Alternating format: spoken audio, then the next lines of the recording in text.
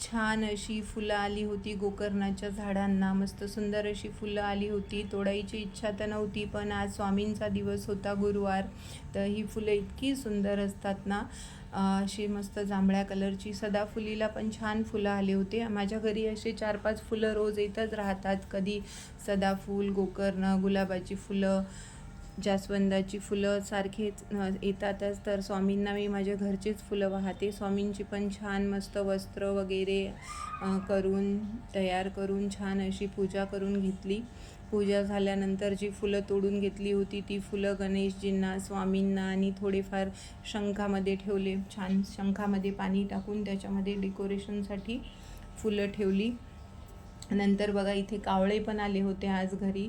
आज गुरुवारच्याच दिवशी आमच्या घरी कावळे पण आले. कावळ्याचा पण थोडासा शूट केला. बघा अशी फुलं येतात माझ्या घरी, मोठे मोठे जास्वंदाची फुलं, गुलाबाची फुलं.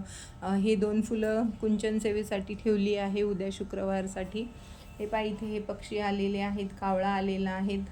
हा येतोच थोडा 4-5 वाजता येतो असं थोडंसं खाण्यासाठी. बघा आज माकडं पण आली आमच्याकडे. हे 2-3 माकडं आली होती. त्यांना छान थोडे शेंगदाणे वगैरे खायला दिले होते. मस्त खिडकीच्या बाहेर खात बसले होते ते.